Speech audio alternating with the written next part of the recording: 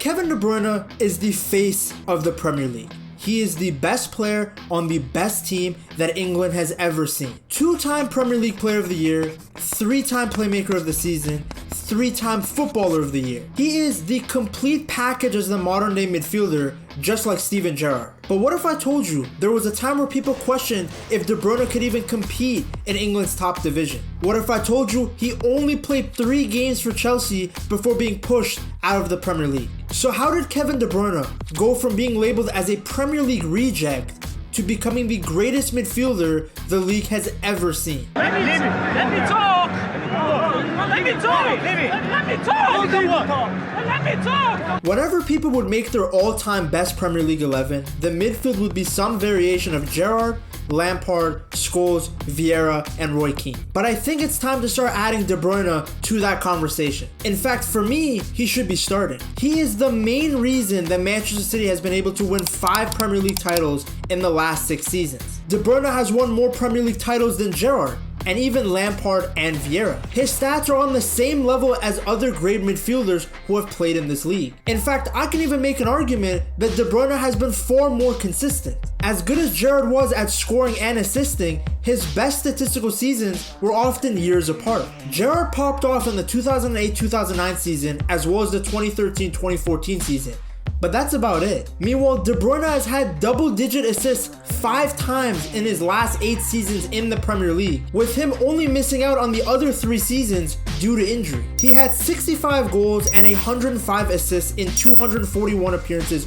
just in the Prem, and his numbers will continue to go up as he is still playing. The efficiency is crazy when you compare how many games De Bruyne has played to how many Gerrard has. De Bruyne's individual awards are also higher. He has 2 Player of the Year awards, Gerrard has 1, and Lampard has 0. Guys like Keane and Scholes I don't like to compare too much because they played a completely different role in midfield than De Bruyne, but even those guys weren't able to win 5 league titles in 6 years at Manchester United. Lampard has only won 3 Premier League titles. Gerrard doesn't even have 1. So why is De Bruyne not talked about as much as these other legends? And I will ask this question again, and you guys let me know in the comments. Why is De Bruyne not talked about as much? Well, when De Bruyne first joined Manchester City in 2015-2016, they were good, but they were not at their peak yet. They had won 2 titles before, but their true dominance didn't start until Kevin De Bruyne's arrival. De Bruyne was signed for a record fee of 75 million euros, the second most expensive transfer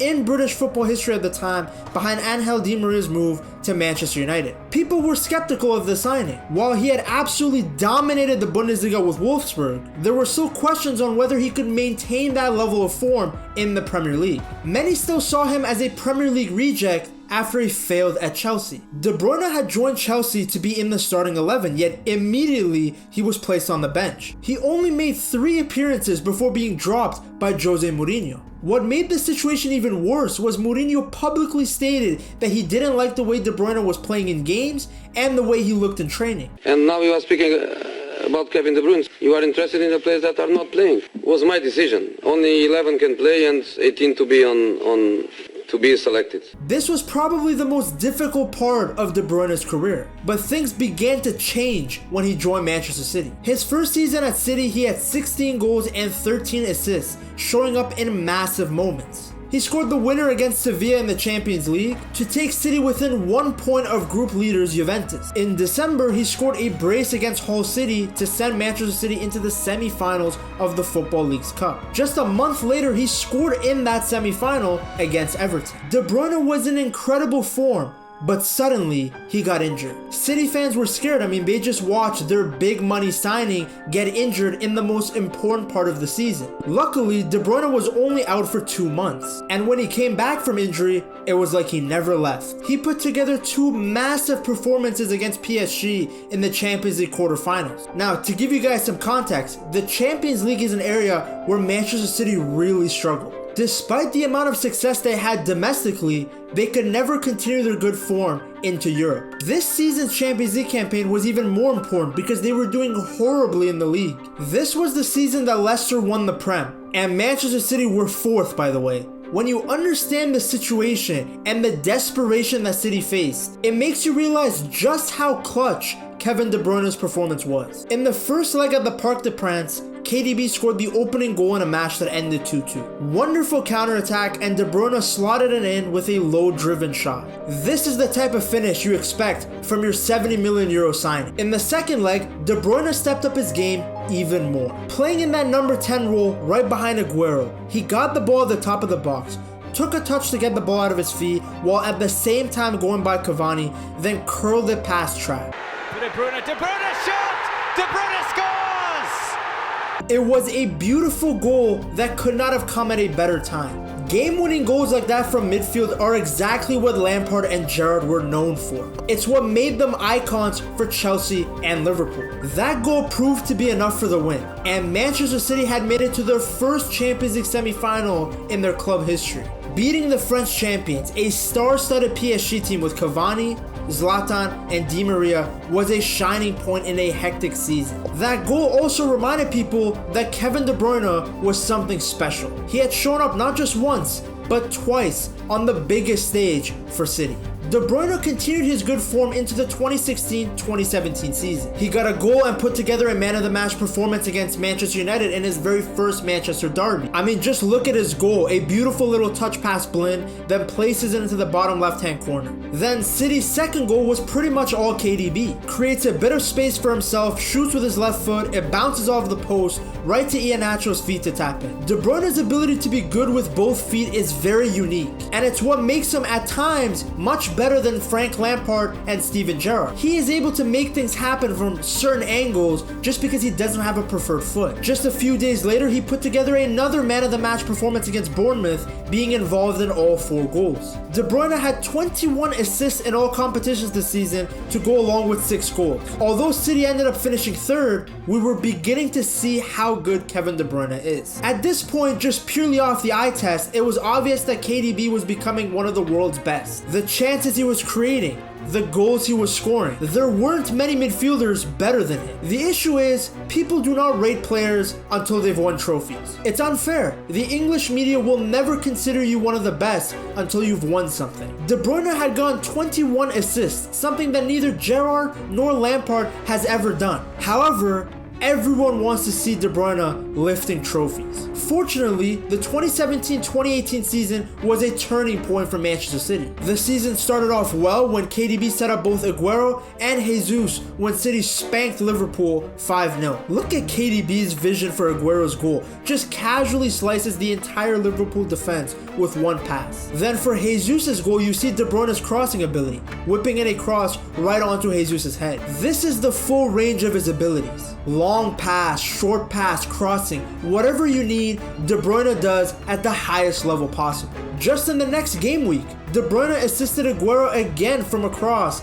to open up the scoring against Watford. Their connection continued into the next game against Newcastle, where De Bruyne assisted one of Aguero's 3 goals. While Aguero was incredibly clinical, the other Manchester City players weren't. Sterling and Jesus had good seasons with City, and they were very important for their success. But being efficient in front of goal, that was not their strong suit. So while De Bruyne put up crazy numbers and was the main creator, keep in mind that he probably could have had even better numbers. While his assist numbers were crazy, De Bruyne had no issue scoring either. His first Premier League goal of the season was symbolic. He scored the only goal of the game to beat his former club, Chelsea. The goal itself is phenomenal. Classic De Bruyne. Ball at his feet, little bit of space, outside the box, bam, with his left foot. I told you guys, he doesn't have a weak foot. What was even more satisfying than the goal was the silence of the fans at Stamford Bridge, who realized that the guy they sold for nothing just destroyed them at their own stadium. De Bruyne continued scoring bangers just a few weeks later against Swansea. A rocket of a strike from 30 yards out into the top corner. When Gerrard and Lampard were doing this, nobody could stop talking about him, but for some reason, De Bruyne's goals completely fly under the radar. City's win against Swansea extended their win streak to 15 games. They were cruising this season. Not only did they win the Premier League, but they got 100 points. They achieved that on the last match day, thanks to KDB assisting Jesus for a last-minute goal against Southampton. De Bruyne played a crazy long ball over the top in the dying minutes of the game, right onto Jesus' path. Another man of the match performance for KDB. It was a historic milestone for City, and with them finally winning a title, the individual awards began to come in quick and fast for De Bruyne. For his 16 assists in the Premier League, De Bruyne won the Premier League Playmaker of the Season award. He was also selected in the PFA Team of the Year and was also voted as Manchester City's Player of the Season. People were finally realizing how good he truly is. But then, De Bruyne's career went downhill from here. The 2018-2019 season is, in my opinion, a season that ruined De Bruyne's reputation a bit. He was injured pretty much the entire season. He only played 19 games in the Premier League and only 4 games in the Champions League. He kept getting different injuries, from hamstring issues to muscular failures to torn knee ligaments. It was very difficult for him to be able to string together games in order to get his consistency back. He did have one bright moment, coming in as a substitute in the FA Cup final against Watford, scoring the 3rd goal and assisting 2 more. He was named man of the match. The worst part though was, while De Bruyne was having an average season, Manchester City were flying. They had won the first ever domestic treble in English men's football, winning the league, FA Cup, and Leagues Cup all in the same season. With them playing so well without him, it made KDB's role in their previous success look less important. I mean, I'll tell you right now, if Gerrard was injured for practically the whole season, Liverpool would not be winning trophies. Just look at the 2010-2011 season. When Gerrard was injured for 84 days, Liverpool ended up finishing 6th in the Premier League. 2010-2011 was also the season where Lampard missed the most games from injury, and Chelsea ended up finishing 2nd with no trophies. There is no doubt that City has been on another level in the last 5 years compared to other Premier League teams. But I'm telling you guys,